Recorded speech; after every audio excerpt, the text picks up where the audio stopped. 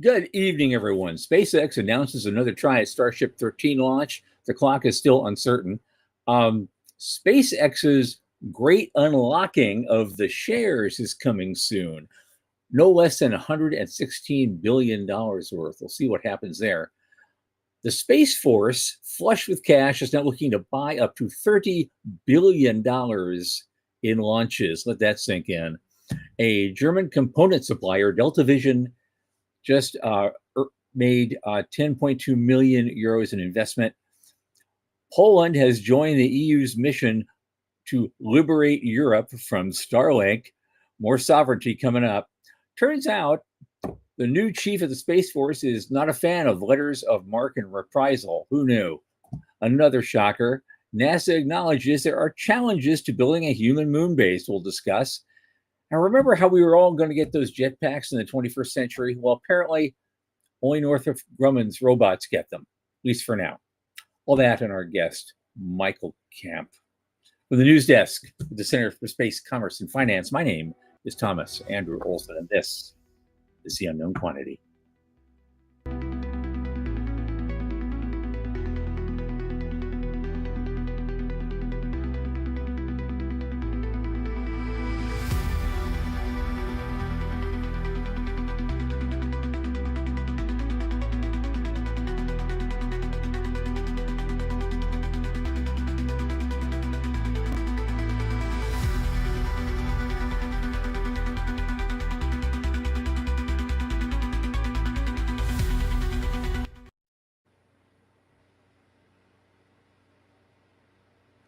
As you know, this program is brought to you by the Center for Space Commerce and Finance. And what do? We champion and strengthen emerging space startups and space-adjacent enterprises worldwide through advisory, access, and advocacy. Our legendary pitch events and world-class boot camps fortify startups to be better investor-ready. And a lot of our work, especially this podcast, is funded and supported by our listeners and fans like you. So let's go to cscf.space/support. Click that plain as day donate button. Our legend, a little in the tip jar each month makes a big difference. And don't forget to like and subscribe and tell your friends. And speaking of friends, my longest space friend, Michael Lane, is with us. No extra commentary required tonight. Come on in, Michael.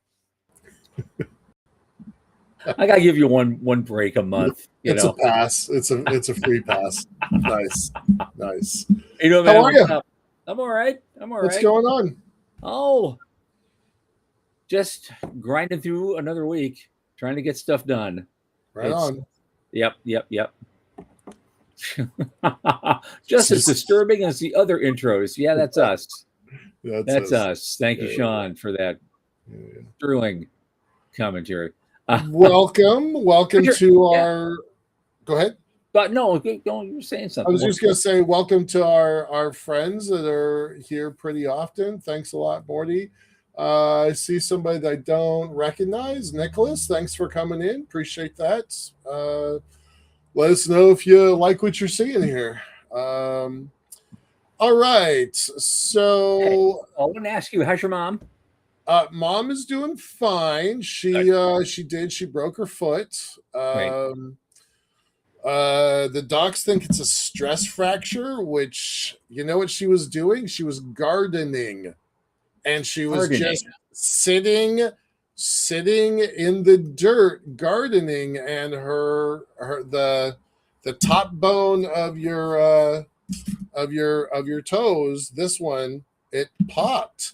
Now that is very bad news because that implies osteoporosis is a lot farther than we thought it was. So wow, yeah. So fine-ish, but this is probably going to be a 6 or 8 week healing process. It's very uncomfortable. She's not in a lot of pain, so that's great. But thanks for asking. Appreciate it. Thanks for asking. Hey, Dallas. Thanks for lurking. Appreciate you being here. So mom's as healthy as you can be at 81. We just passed her 1 year anniversary of getting a pacemaker in. So, okay. It's a little spooky, but it's not very spooky. So I guess that's the best I can say right now. There's nothing we have to do. She's got good people helping her out, so that kind of lowers the requirement for me a little bit, which is rare because usually I'm the one who has to do all the caretaking, so that's a little bit nice. I get it. But yeah, so thanks for asking. Appreciate it. Yeah, absolutely. Anything So going on in your neck of the woods? Oh, not really. I'm just still we're doing a big push on fundraising for Avialto. We've got some meetings scheduled in the next few days, and Lisa's going back to Silicon Valley again, like in a week or so. Okay. And I guess Walt's got some people out there too, so they're both going. They're going to tag team some people out that way. So that's very, very promising. I'm working on family offices and doing things at this end of the country. Yeah, pretty much it. And also, there's a bunch of stuff involving the center that we're working on, and that we'll be talking about after the show, actually. So, because you guys will be involved. Anyway, for the first tidbit is actually pretty easy. SpaceX has opened up the launch window for Starship 13 again. Mm-hmm. They thought they might do it tonight, but I just looked at their countdown clock right now. It's 22 hours. Yeah. On SpaceX website, you go to look at it, says T-minus 22 hours. No, so it's going to be this time tomorrow, and we'll beautiful picture. Yeah, that looks kind of magic. I love that. But they're not going anywhere till at least 6 o'clock tomorrow night. Fair enough. It does beg the question. Their forecasted plan of 3 launches a day, 4 launches a day. You better have something where you've got different weather, right? What does the hurricane season do to a site in Boca Chica and also in Florida? Right? Yeah. They're building that thing at the Cape. They're getting it done really quickly. They want to have that up and running by the end of this year. Yeah. There's what it means is there are certain times of year where you don't have a lot of launch windows, which means every other window out of hurricane season, you're pulling double duty now if you're going to keep up that schedule. It's like, That's why they're building such a huge factory. They can crank them out and say, okay, launch one now. Oh, hurricane stop for a week. Sorry. What I heard 2 years ago at ISDC was that launches are happening so frequently now that they're starting to readjust the flight patterns for commercial aircraft coming into Miami. That was an unintended consequence I had not really thought about before. So yeah. Right on. Hey, Madison, thanks for being here. I think you're new. Thanks for being here. Let us know what you think. All right, let's move on to our next piece of news. Oh, this will be a topic you'll like. This will keep you going for a while. Right. The great unlocking begins very soon now. We're like maybe 3 weeks away.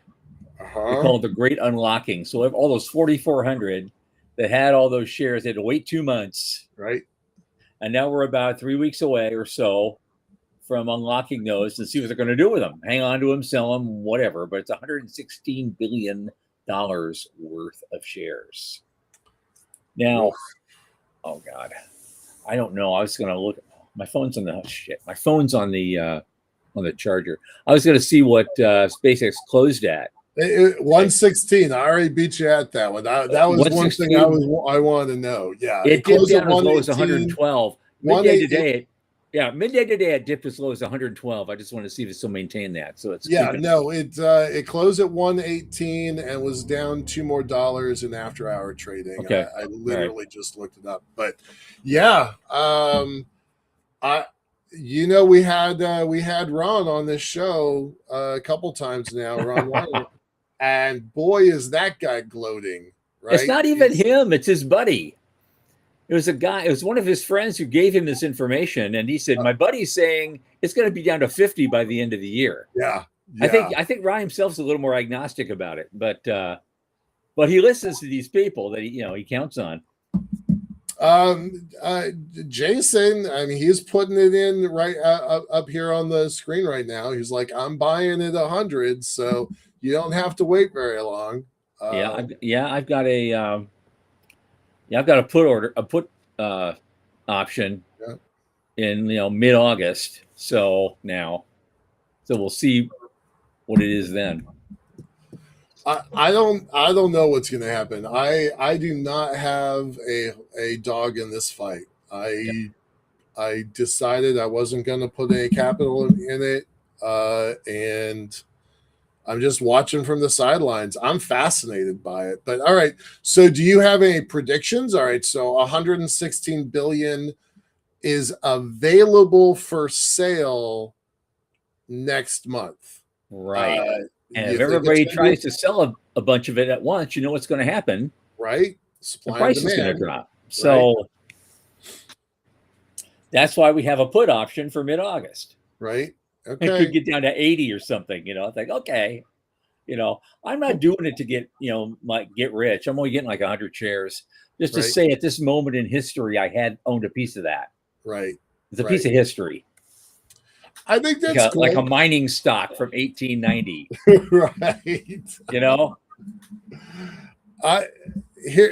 The only thing that I do know for sure is he's got 100 million shares available. 100 billion share bonus if he gets 1 million people on Mars.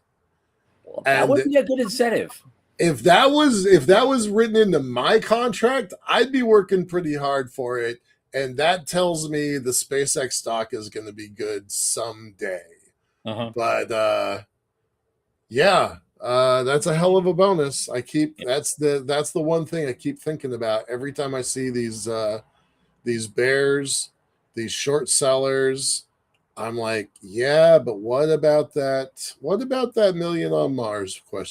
So, yeah, what's he gonna do there? But fascinating. This isn't the only unlock, right? This is the first unlock. Is that correct? This is the first one. Yeah. Okay. Yeah. I find it interesting. Does this unlock happen before or after their earnings call? Do you know? I think it's after. Okay. Just after.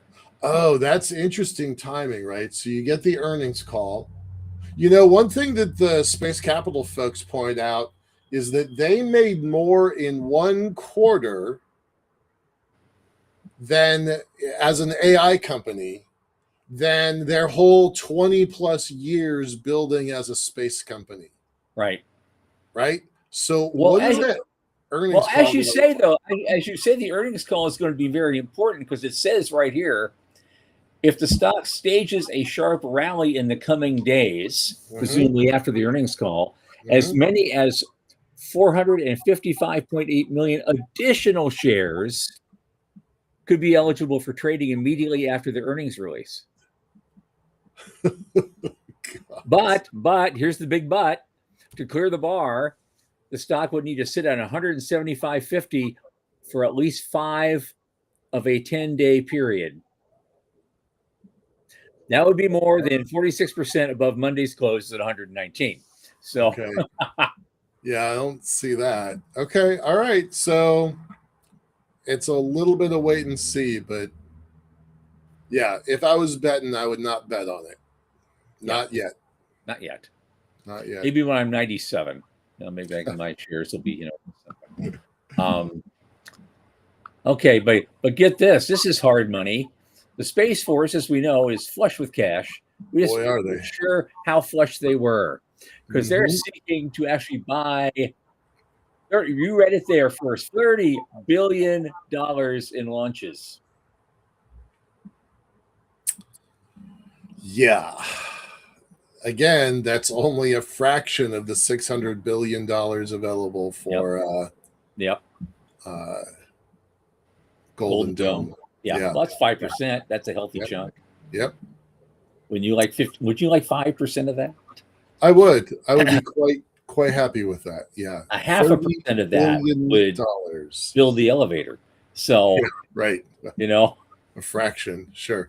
$30 billion, right? So there's kind of two paths. There's the ultra cool, high stakes security version that really needs reliability, and then there's the second path, lane 2, that's open to a couple other the stoked spaces and the relativities and the impulses and Rocket Lab. Rocket Labs, all those guys. Yeah, I'm a little surprised that Rocket Lab is not eligible for the first lane, because those are the tried and true people, and I kind of feel like, so lane 1 is SpaceX, ULA, and Blue Origin. Lane 2 is Rocket Lab, Stoke, Relativity, and Impulse. I would definitely put Relativity, Impulse, and Stoke in lane 2 for sure. They're very much in development. But I wonder what it takes to get Rocket Lab into lane 1. I wonder if that's, you have to launch from America. I was just about to say, is it quasi? That's it. That's it. That's the answer. That's it. Okay. As my pool buddy tells me, that's it. That's the shot. Take that shot. And so, yeah. 25 lane 2 missions. 25 missions. And then lane 1 is 30 missions.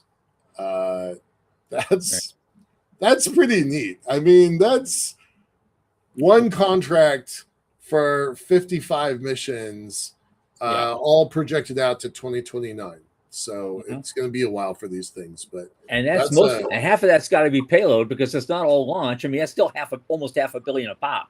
Right. A little more than $500 million a pop for each one of those. Yeah. If you spend it all. So what's in those payloads? It's so expensive because launch is not going to cost that much. Right. Anymore. Well, President Trump is aiming for $71 billion for Space Force in fiscal 27, up from $40 billion this year. Remember when Space Force was lucky to get $8 billion, and they thought, woohoo, look at us with $8 billion, right? And now they're aiming for $71 billion. And they got everybody they recruited at first. They were all, ex-Air Force IT jocks had been flying on a console, for their careers. And now they get to have an elevated status, but they're still doing the same thing. And there's more of them doing it, right? Yep. Yeah, I met a few. They're cool people, actually. They're very cool people. All right.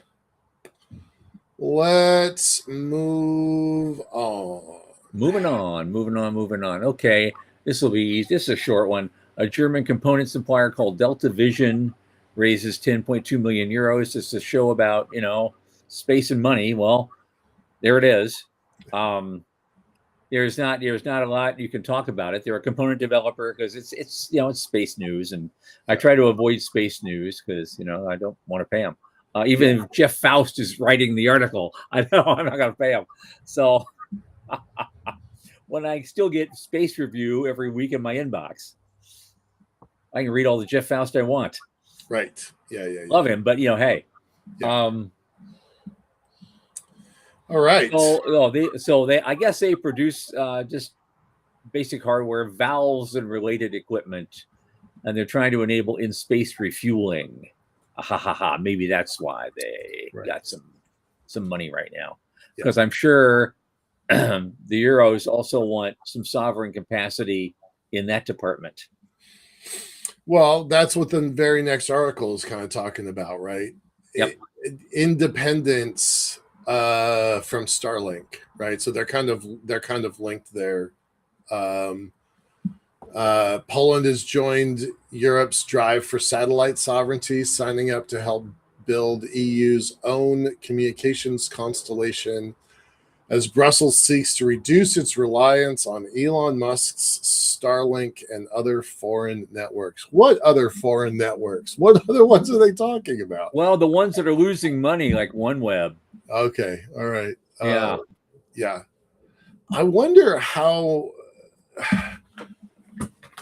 I I spent some time today looking at this thing called Jevons paradox, and I didn't know jack about this, and I'm just going to share it with everybody for a minute because this is something I only just learned about. It's the idea that um, as a commodity drops in price, its usage expands, and so the net is that there's greater volume. And they've applied it to all kinds of things. Originally, it came out of coal from England, but they've applied it to chips and telecom, and now I applied it to space, and it was pretty interesting. But what it doesn't take into account is the requirement for sovereignty. Like if the world was this global commons, I wonder how much of the world needs its own sovereign satellite capability, right? Um, but the world isn't that way, and so nations do want to have their own launch capability, their own satellite, their own network, their own comms, their own Earth observation. So that was something that the AIs could not really answer me on. Is that Jevons paradox kind of fits if you're in a box. That's kind of how I that makes sense. it. Yeah. All right. But yeah, I love that. Poland joins the mission to free Europe from Starlink dependence. The evil empire is upon us. We must fight. Well, okay, but look at what happened with Ukraine in the earliest days of the Russian invasion, right? SpaceX, not the company, the person of Elon Musk tweeted they didn't like its use, and then 15 minutes later, SpaceX, the organization, shut down capabilities, battlefield capabilities. Now, they did build their own system. Star Shield is different from Starlink, that is allowed to have, encouraged to have military elements to it. But yeah, if you were a commander in the battlefield, would you want to rely on the whims of a very mercurial CEO? I wouldn't. Yeah. So, well, the Russians have learned a few things about that, and now they're all of a sudden starting to do stuff on their own. Right. So, yeah, I think it actually makes sense from Poland to divest a little bit, but it's not like people are making them use Starlink. So, yeah. Well, I mean, my company has an answer too. Right. It could go places where conventional telecom companies, on terrestrial telecom companies, can't go and serve people now, and we're also going places at the same time who can't afford Starlink anyway. I think you should be pushing that sovereignty angle all day long. We are. Yeah. Oh, we are. Yeah. It's huge. Yeah. Yep. All right. We're doing well here. We only have we have like two fewer items than we used to do than we've had prior. Yeah. I made a little snarky joke at the beginning. It says the next Space Force chief throws cold water on the idea of space privateers. Of course, this is a long traditional thing that's all but ingrained in our Constitution from the very earliest days of this country. But in modern times, the new Space Force chief is not so sanguine about the idea, and he's not going to support it. So no letters of marque and reprisal for you. Okay. I don't have that much to say about this. I don't know who this new guy is really. I know a little bit.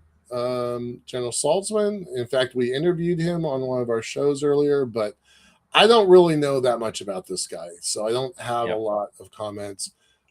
Too bad we can't have marks of reprisal, though. Those are the good old days. Yeah. Well, I mean, but I just thought it was interesting because the Constitution explicitly gives the government the power to use privateers. Right. The practice has always been controversial. Yeah, And somebody called it a morally ambiguous practice. You think? I agree. I think it's morally ambiguous. Yeah. Well, we're gonna. You know what? We all the shows we've done about the cislunar economy and property rights and how we're going to protect them on the moon and elsewhere. We're going to see a lot of morally ambiguous practices in the next couple of decades. Boy, no kidding. And all we'll be able to do is like say, "Hey, Will we long for the days of lawfare when this stuff was confined to courts that didn't really have a lot of power over this problem? Yeah, that might look quaint. Yeah. It might be the quaint old days in our dotage, talking about that. Right. Yeah, I don't I don't know that much. So this guy, Shies, Lieutenant General Doug Shies, is the nominee for the chief of space operations. That's the 4-star general that runs Space Force. He's currently a 3-star general. He's being considered for the 4-star position. Here's his quote: "There are definitely different mission areas where having commercial leasing, different ways to do that makes sense. Satellite communications, space domain awareness, things like that. But I also agree when it is a weapon system or a capability that would be able to harm another person's equipment, their assets, or even people, that needs to be completely owned by the Space Force and needs to be controlled." Oh, of course. Sure. So let's take a far-fetched idea, right? We've got a couple satellites up there that are building grabbers. I was just over at Starfish last week and saw their satellite with a grabber. On the surface, that's a maintenance system. I think it was Lockheed Martin sent up another maintenance system with a grabber yesterday, the day before, something like that. So those capabilities are out there, and if you do it benignly, great. But if you go up and grab somebody else's satellite, they might not have a sense of humor about that. Right. Yeah. Yeah, absolutely. So does that mean that Space Force is going to buy one of those capabilities and just say, this is our satellite now? Or because marks of reprisal means it would be a private company going out and doing it on behalf of the government and getting paid for by the government. Yeah. Yeah. Some of that could end up happening. Yeah. Still, they could. 2 more quick things, and we're going to go to our guest. But sure. I got the one thing, it's not much meat to it, unfortunately. It's another one of those things, they don't let you in. But I guess NASA finally admitted the human moon base has some challenges to it that they hadn't foreseen when they were designing the architecture. Now it looks like they're going through a design cycle. You know what? I had an idea. I want to do someday. I may yet do it. With the hat on, I may do a series of short videos, like maybe 45 seconds, and they're all the same theme. They're called "You're Doing It Wrong."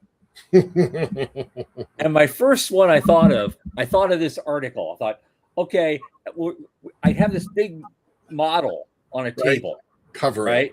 Yep. And it just looks like it's one of those beautifully architected, what they think a moon base is going to look like. Right. And so I look at that. There's the rocket over here and all this beautiful architecture, and I pour a big bucket of sand on it. And so it's all covered by sand. And it looks like these lumps of sand dunes now. That's what it's really going to look like. Because you have to cover everything with dirt to protect you from the radiation. From orbit, you're going to see the rocket launcher. That's it. Right. So, but no one will get that real. No one will. Nobody will. All right, one more, and then let's bring our guest. Final, very quickly. Northrop Grumman. Yeah, I said it was Lockheed. It's Northrop Grumman. That's exactly what Northrop Grumman launches in-space surveying satellites for life extension missions, and includes a robotic vehicle with an orbital jetpack to sustain 3 commercial satellites after they run out of fuel. Neat. So we're not quite at the Jetsons yet. The robots get the jetpacks. Right. Yep. We don't. Not yet. Do you remember the space lawyer Wayne White from a long time ago? Yeah. I haven't seen him post in a long time. I haven't seen him in person in years. Yeah. Well, I saw him at the ISDC. Well, he posted something that he's like, 20 years ago I suggested this to DARPA and now it's happening. So he kind of took a little. I'll reach out to him. I'll reach out to him. He kind of hinted he might like to be a guest. And so I would. After this, I think that would be great. In our stable of lawyers, we can always add another one, right? Right, sure. Okay. Never have too many space lawyers. Okay, moving on. We're going to go to our guest this evening. We've talked a lot about agriculture and the high frontier and what we're going to do and what we're going to grow. This gentleman, his name is Michael Kamp. He's the CEO of Honeycomb Hydro, and he builds equipment for and does chemistry involved in mostly in the cannabis industry, which I've been involved in a couple of times in my life. And he wants to grow those like acres and acres of hemp on the moon and Mars to help sustain settlements there. So, Michael, why don't you come on in? There he is. Hey, good evening, guys. How are you? Michael, Thomas, rest of the world, pleasure. Thanks for being here. Thanks for having a cannabis enthusiast like myself. It's a rare opportunity, and most are probably going like, "What in the hell does weed have to do?" What does one have to do in the other? Right? I mean, I have my own opinions. You've already heard them. I want to hear them from you. But talk to us about. Before we get started, give us like a minute or two of your background, just kind of your origin story, how you got to where you are. No, absolutely. I'll start with the now, and then we'll dip back and then come back too. Okay. So my name's Michael Kamp. I'm considered a regenerative systems architect, immersive technology strategist, and ecosystem builder. I've got about 30 years of cultivation experience under my belt. And then I operate at the intersection of hemp infrastructure, XR, be it AR, VR, MR, what have you, AI integration, blockchain, climate technology, and then that all pushed through global impact initiatives. So being the CEO of Honeycomb Hydro, we've created an amazing tech called HempSat, which is a regenerative infrastructure as a service for farmers and just for data collection and the ability to educate on regenerative agriculture, but also to protect that data for the farmers, those who create it, produce it, and be able to monetize it through the other systems and mechanisms of the world for ecological impact, and then of course the products made from it. All started back in back when I was a young tot. My uncle was developer for the missile guidance systems for the F-22 and stealth bombers. So I was very intrigued into once I found some top secret books that I absolutely opened, and to go through and find out what was there. I was completely fascinated and fell in love with just space itself, from the aeronautical and the F-22, F-16, just the fascination with these amazing jets and the systems they're made out of. I always wanted to grow cannabis in space. I've been growing since I was 12. So when it came to of all these things to go, I was like, man, this would be it'd just be so amazing. What would zero gravity do on the agricultural component, and not knowing, and just little things like that. I ended up getting a 98 on my ASVAB, so I was set for astronautical piloting, astronautical engineering through Colorado Springs, and I ended up getting busted for cannabis and was no longer qualified to go into space that way. Right. Yeah. So Great way to get even, by the way. I doubled down on now. the plant, got to know a lot, and then it just got to know a lot of the growers and the culture of it, and just the agricultural aspects in it. And then in the past about 15 years, the last 10 real heavy, the industrial components and all the different layers that cannabis sativa L actually creates and is, be it the segmented of hemp or marijuana or ganja or the made up numbers of 0.03% and all of this propaganda and nonsense to really take away that sovereignty, like you were speaking earlier, rights that we have as people. And the plant provides it in a food sovereign level. It is food security, it is clothing, it is fuel. This is hemp. Like there's so many different layers of the products itself that comes into its regenerative aspects. One for foods and the payloads into space. You need to, if you're not growing food there, you're definitely not going to be moving and doing things there. So if the food is that establishment isn't for available, you're not going to go there and then do it. That's why I like the payload you were talking earlier. I think, it should be robots. It should be the right seeds, agricultural training components, and start developing the moon regolith into the organic substrate that it can be. So in my path of the cannabis, right, my company is a marketing, branding, storytelling company, if you will. And that's how I've had to navigate for those other brands, be it medical or the industrial side. So I got introduced to Alejandro Otero, Star Horizon, another amazing hempster and plant enthusiast and forward thinker. And we were building the HempSat through a hackathon that I did for on Avalanche. So in 30 days, we built HempSat, which is a middleware technology, connects to low Earth orbit satellites to then allow farmers to document what they need to, handshake into the sensors needed on the ground, and just that data accumulation to really know what's going on, and the power of the satellites plus ground plus that data being owned by the farmers and actually protected for those who should have it, right? And that data is key. So in all of this movement and in space, we formulated the HempX Symposium. So we just did release that on April 19th of this year, and we got 12 speakers together. It was a full cadence, 2.5 hours of what the plant's capability is for space expansion, exploration, and economy itself. So it was set up in 6 different acts. So from defining what the system is, to the biological foundations, to the measurement and material validation, to the actual industrial supply deployment, the systems under constraint, which is a huge component in any spacefaring, when it comes to closed loop systems and having zero waste.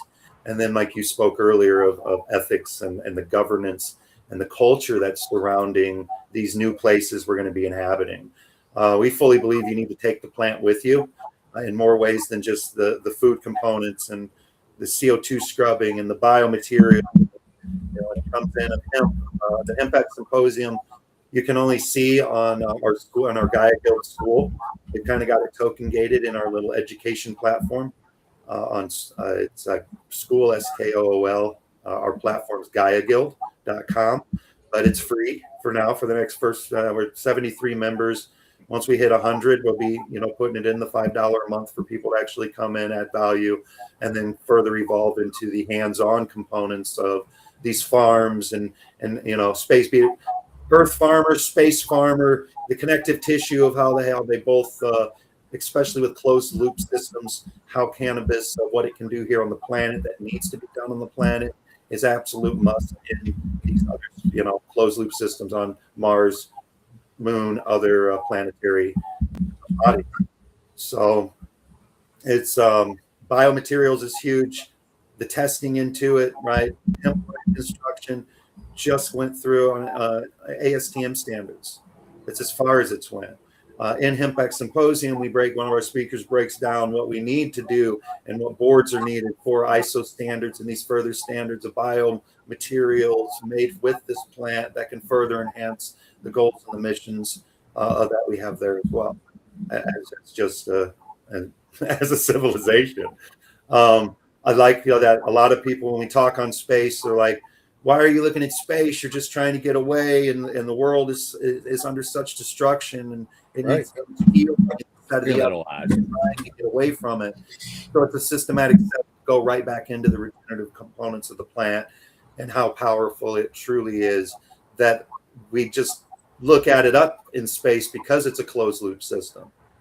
It's amazing of how many they'd say, we should do those same things, phytoremediation, right? Or CO2 scrubbing, or whatever you wanted to look at it. We should do that here on Earth. Really? I'm glad you figured that out. That really? For 3 decades. Yes, you're right.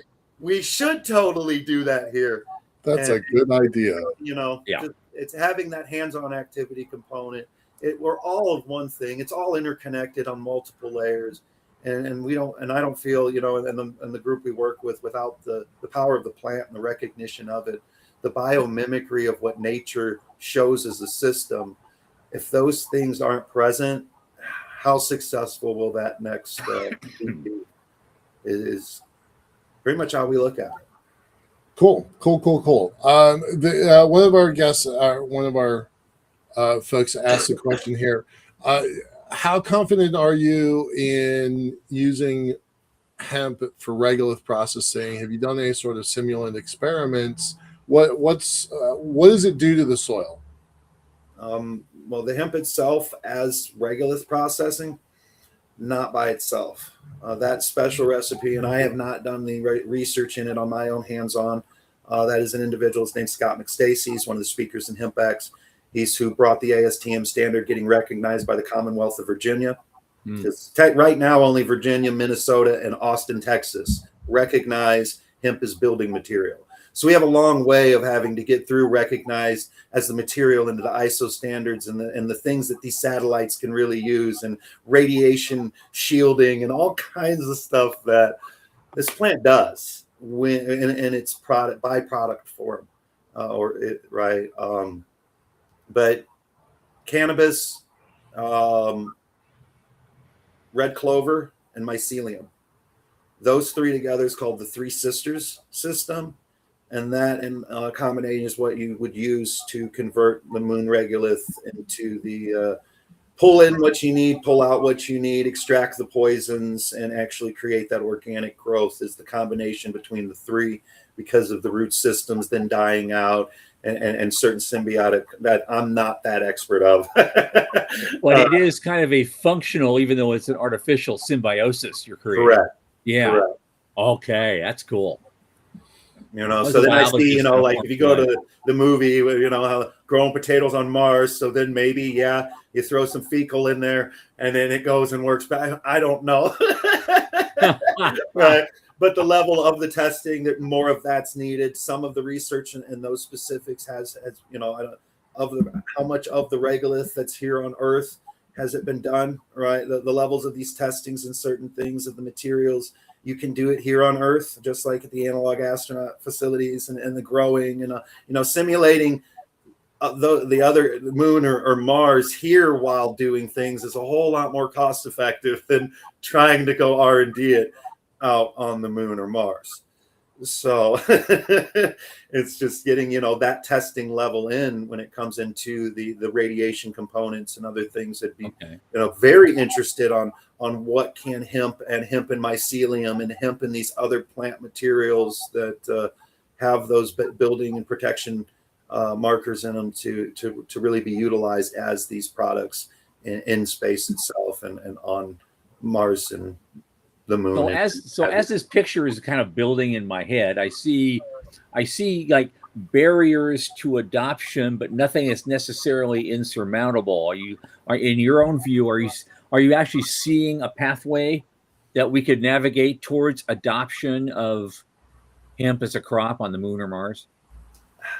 Absolutely. When it comes to the food aspect and just sustainability of 300, 500 soul mission and things like that, when you start incorporating the plant on it just as food, but then what it builds into of the other complementary systems, absolutely. Okay. Absolutely. Sure. Because the energy, the fuel components, there's just so many layers of what it can be used for that there's not any other plant on the world that has it as many uses. But you could always go up to fueling the first rocket from biofuel that's made from hemp, right? That hasn't happened. Yeah. How we're starting of things like with HempSat, as well as having these hemp fields that are documented that are under the Vera standard carbon credits to offset for hemp carbon credits to be used to offset a launch, and not just the launch itself from the fuel, but all of the other components, in a CSR level, an ESG level, regenerative actual impact, and how to use this plant in its many, many versatile ways to really be a more conscious society. And I think have, stronger materials, faster technology. There's so many different ways to use it, in the 3D printing components, and just, it's limitless damn near. It just, the testing of those things the bar needs to be moved in any way I can move it. We do. Well, that's exactly one of the questions. There's two of them back to back. I'm pretty sure I know the answers to both of these, but how is hemp done in microgravity? And then a similar question, how's it dealing with radiation? I'm going to guess they haven't been able to do those sort of tests on orbit, right? Yeah, there was some seeds sent out. So there were some seeds that were on the space station. I know that the individual who seeds those who got arrested with Woody Harrelson for growing hemp in Kentucky, right? So, but what was done with those things, there's not much, I haven't found much research on and answers. There are some seeds with man, I forgot their name, but the seeds are out there in space collecting the radiation now to come back to then be able to grow and test and get some of those answers of how did it respond to the solar radiation in this genetic form. That was attempted already, but when it came back, the payload got lost in the ocean. So, or did it? I don't know. I don't know if there's a conspiracy channel. Right. Or did it? The downmass craft got high or something on the way down. Right. Exactly. Oh man. There is some testing in it, right? But there's definitely not enough that could be. Even here on Earth, and levels of, and that's really what one part of coming on this show is the power of this plant to impact the economy, and even getting in from not the lift port itself, but just the lunar tethers and certain things. That is this the biomaterial, right? With plants and mycelium and things. That question, is it the biomaterial that can help achieve these problems that I don't know exist? Maybe, right? Like in what it can do here on Earth, and for the astronauts in the shuttle for just a food per component, and then what it can do in extreme conditions. I definitely believe it's poised to be a monumental solution, and a lot of what it looks at just to go to another planet. And then also simultaneously those ones that say, well, you're looking at space and doing this, that is the CSR level, and the give back to is, no, we're healing the planet here through these things, and then using this byproduct of healing as the R&D testing for other layers. Well, let's kind of drill into HempSat specifically, right? Because that's that's that intersection of money and space that our show is really focused on. What does it do? You were talking about farmers, you were talking about data sovereignty, we talked about national sovereignty at the beginning of the show. What does HempSat do? Has it flown? Because I'm not aware of it. When's it going to fly? What is it? Tell us. Let's dig into that a little bit. All right. So HempSat's an app. All right. We describe it as a digital field notebook that has so it's weather not assistance.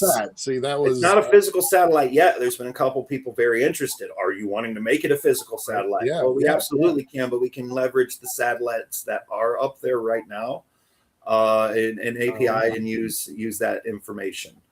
And it's set as, an evidence organizer for regenerative agriculture. So it's built in the frameworks of what the carbon credit standards are through Vera and the gold standard. But as that middleware from the farmer, where they don't have to know MRV, they don't have to know all of the satellite analytics or understand blockchain or any of that to use it.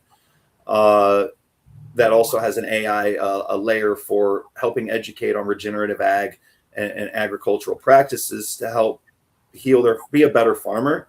Because when it comes to regenerative ag, like maybe 3% of the farmers across the world actually use regenerative practices in their agriculture. Yeah, it's not much. So it's a multi-solution, but then it's the that level of being that product, that's building material, that is those bioplastics and certain materials that I feel are perfect for what space needs, especially through, like I spoke earlier, 3D printing and what have you. But it's the healing of it for the planet, for the higher quality of health, complete essential nutrition through the seed, but sovereignty components of that food, fuel, and data is where it really differentiates itself from others going after or recognizing the power of data. So are people using the app? Is it doing the thing that you're asking it to do? Are people using it? No, our MVP will be done at the end of the month. We're implementing it in 8 farms in Costa Rica on our alpha pilot. We also have it's a total of 2,500 acres in the Ozarks. We'll see what that pilot's starting off with. We're finalizing LOIs on pilot in Jamaica, which is a 300-acre ganja farm, right? Different culture, but same plant. And then as well as in Uganda, Kenya, South Africa, Liberia. And partnered in with a carbon credit partner in Germany that we're the exclusive U.S. distributor of credits for them and middleware. And a lot of the infrastructure ready to just rock and roll. And then those at least key pilot farms on out the gate. And then we have a data partner that specializes zero trust architecture. I don't know if you're familiar with ZTA, but it is a self-governing, self-destructing when needed infusion code that can go on any data to geofence it to, a phone or a office or country, city, state, what have you, level of data management and protection of the sovereign data. So lots of technical components and people in it. And here at the end of the month, we'll be doing the beta testing on our pilot farms. That's pretty neat. I don't know that much about carbon credits it's a whole crook system right now. It's a really crook system, and they're in need of it's been recognized by the outside looking in of this doesn't seem right. So now non-duplicable credits and a ledger of authenticity that is transparent, and the blockchain is the solution of being able to track and have the absolute data of the controls of the credits and where they came from, what they are, from seed to sale. We go from soil to the stars is how we look at it. But that whole life cycle of the plant, right, from where it started, how it started, to what it actually got used for, and the impact beyond that from its use, right? That's the narrative of where we look. And this plant, it has that role. So, having HempSat, because it's not just for hemp, it's for agricultural, period. Right. I understood that. Yeah. But with deep desertification and other issues across the globe, it is the solution for it. And then you go and you take that and, preemptively, it's going to be turned into this biofuel. It's going to be turned into these bioplastics or these fireproof and healthy home materials. That now takes that carbon credit, because you've locked it up, and turns it from, worth $35 to $180 and above, because of what you did with the carbon collection and what you can prove you did with it. is how we've taken it to a whole nother layer of supply chain infrastructure and things of that to really help the farmer, not just on, hey, I can track some data and do some things. They can be part of that that supply chain that's heavily needed in the States, across the globe for hemp, but also that non-Monsantos and non-chained level of, you need to be able to have food security and food sovereignty. So this helps fulfill that effortlessly. Okay, we've only got 6 minutes left. I want to make sure we we have 5 minutes left. Answer quick, because I don't know where this question is going. Tell me about what's going on what events are going on in New York City. I don't know where he's going with that one. And the largest industry. I think those are connected, but I'm not sure. So you know Nick? All right. Yeah, Nikos is. Oh, you guys will love him. He's a space cadet for sure. All right. Well, nice, handsome man, beautiful person, amazing networker, integrator, and he's fun. So September and the events, we've got many things going. September is International Peace Week. It's also the Children Cancer Awareness Month, so we're doing a lot through the month of September. But so we'll be out there with a bunch of UN delegates and getting connected for the peace sector, but then also the people the people that are there wear many hats, right? So hosting those events and of course there's always some plant influence around everywhere we go, which is normally quite enjoyed. I know we are going to be on the space habitat. Me and a couple other speakers, Space Habitat webinar with, and I forgot his name, November 12th through the 15th with the Analog Astronaut Space Habitat Conference. Oh, that will be down in New Mexico, I think. Brazil, isn't it? Is it Arizona? Okay. I believe Brazil. But yeah, we'll be doing got a couple speakers from the Hemp X Symposium going in, talking some more space levels and the specifics of closed loop circuits and space agriculture and farming. So that should be fun there in November. And then I know there's the big space conference or space event there outside Dallas, in December, right before Miami Art Week. I think it's the 1st through the 3rd or something. Is that correct? That's Earthlight. Is that the Earthlight one? I think so. I think Earthlight Institute. Yeah. I know there's talks of going in and playing through that. Yeah. But yeah, just 3 minutes, episode 100%.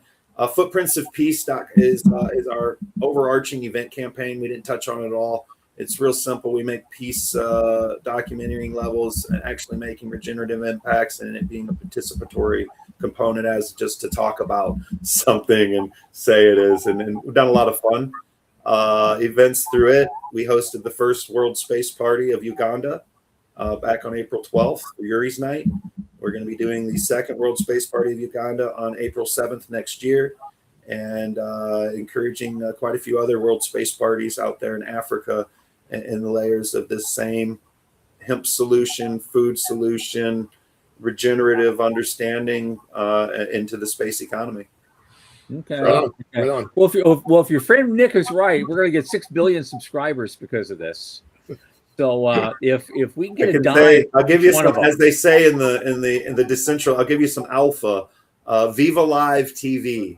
Viva Live TV. Okay. There's some things happening, and we'll definitely need to get a space channel on there. I don't even know if they have one yet. We're gonna have to go see if they get us. They don't have a weed channel, so I'm already swinging away at a whole network. Let's see if they got a space channel. Nick's part of the dance channel, right? And this is how we move. All right. 2 minutes. 2 minutes. What's your future? What's 5 years? What's 5 years out and what's 25 years out? 1 minute each. What do you got? 5 years out is at least 5 countries connected into making impact on the governmental side through this data sovereignty, food aspect, and materials development. 25 years out, better have some plant growing on the moon. That's, really that should be like a 10, but look at where the moon launch, when we landed to where it is now, we should already have been there. So let's just say 25 years out, we've got it going on the moon and a level of feeding people there. And we got to go there. We got to go to stay. this Exactly. time. Exactly. Absolutely. Oh my God, this has been actually a fascinating topic. We're definitely going to go into this again some more. Michael Kamp, systems architect, Honeycomb Hydro, and is a general good guy.